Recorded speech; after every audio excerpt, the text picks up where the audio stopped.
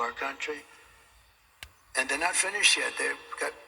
I'm amazed. I thought they would have done it by now, but if you take a look at Venezuela, their crime is way, way, way down.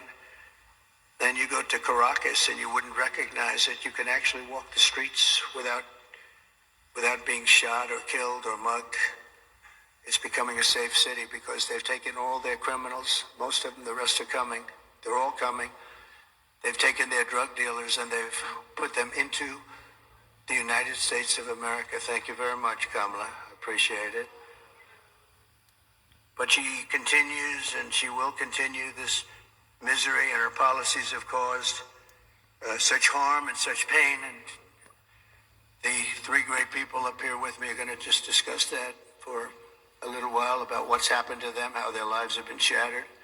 I'd like to begin with the story of one mother whose life Kamala has utterly destroyed this life. And we're talking about thousands of people in very similar situations every day under Kamala, open border policies. And if you remember, Joe Biden appointed her as the border czar. She doesn't want to use that term, but let's say we'll just use a different term. She was responsible for the borders, totally responsible. She never made one call to Border Patrol. 2 weeks ago, the Border Patrol endorsed me with the most beautiful endorsement I think I've ever gotten. Mm-hmm. And in all fairness, they've endorsed me every single year, but they've endorsed me again, and they endorsing me, saying I was the best president we've ever had and the best president by far on the border. By far. Yeah, in my lifetime. They said that, and this is not easy for them to say, they said that she was easily the worst person ever to work with them on the border, most incompetent, the least caring. Think of it. Not one call in almost 4 years was made to Border Patrol. Like, how we doing? I used to call all the time. I'd say, how we doing, fellas? How's it going? Is it going well?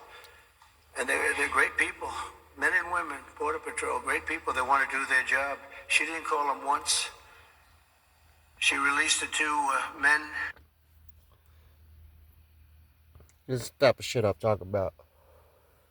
I'm so glad y'all smartened up. So glad we voted him back in. We need him. America needs him.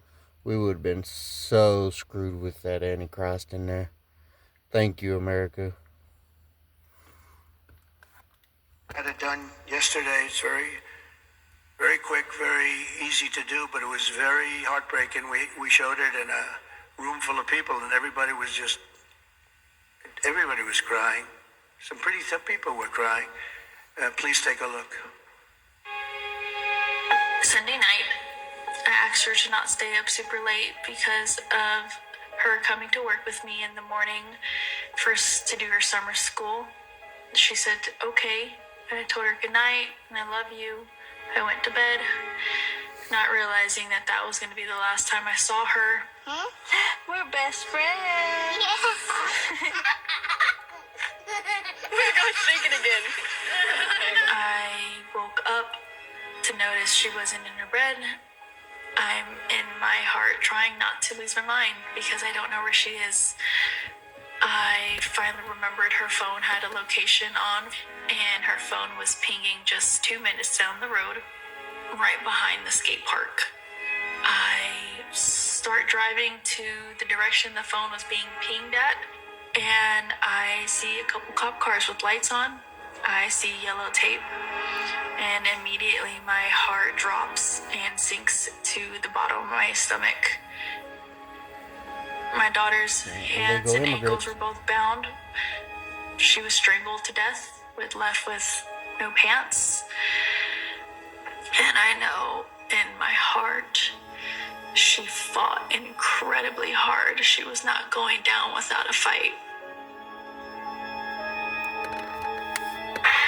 We begin with Two men, we're learning, are charged with capital murder tonight, accused of killing a 12-year-old girl. Police say these men strangled her before dumping her into that creek. Both men were in the country illegally. Apprehended and Immigrants. released by Border Patrol less than 3 weeks before Jocelyn's death. The men accused of killing Jocelyn Nungare are affiliated with the gang known for brutal violence. Kamala Harris was in charge of immigration and our borders. If we had better border policies and not open borders and not these catch and release policies, I truly believe this all could have been prevented. Her daughter would be Under alive. her being vice president of this country, my daughter's life was ripped away from her. That's She so damn had her sad. entire life ahead of her. Happy birthday, dear Jocelyn. My daughter is 6 feet in the ground based off of policies that she allowed to keep. Kamala Harris did have one job, and she not only failed, not me, she failed my daughter. She failed Jocelyn. She was only 12. President Trump reached out, gave me his sincerest condolences as not a former president, but just as a father, someone who cares. I believe Donald Trump needs to be back in office. I can at least know that my next child will be safe in this country. That's so sad, y'all. That is crazy. We let these evil people run the country for 4 years, y'all. That is crazy. Thank you very much. So I know we talk about inflation and the economy, but to me, there's nothing more important than the fabric of our country being destroyed by people placed there, violently placed there, as far as I'm concerned, foolishly, stupidly placed there. I think what's happening on the border is the single biggest issue, and I'm seeing it more and more when I speak. I see it more. Inflation's terrible. It's hurting our country. It's just decimating our seniors. That's why I talk about Social Security. No tax for our seniors on Social Security, because they've been decimated by inflation. But what Kamala did to Jocelyn and her family is the most heartless and cold-blooded betrayal imaginable. Yes. Thousands of cases just like that. Thousands. In throwing open the border. Think of it, open borders, they come in from parts unknown. People have no idea who they are, where they're from, anything about them. They know nothing. They just walk into our country. And as soon as I heard they were doing that, I said, well, I know these countries. I know every one of the leaders of all these different countries. They're very smart. They're very sharp. They're very streetwise. I said, I know what they're going to do. They're going to open up their jails and just dump them into the United States. And that's what happened. They opened up their jails. And some of the most ruthless killers in the world are now roaming our fields and our streets all over the United States. I knew that was going to happen, and I would do the same thing if I were running one of those many countries that we're talking about, and not just the 3 or 4 that we constantly mention. All right, y'all. Donald Trump, right here, is our new president. Do I think he is the greatest person alive? No, I do not. Do I disagree with many things this man says? Yes, yes, I do. But our country needs this man right now. Our country needs this man. This man is a good president. This man knows business, and that's what we need. We need a businessman.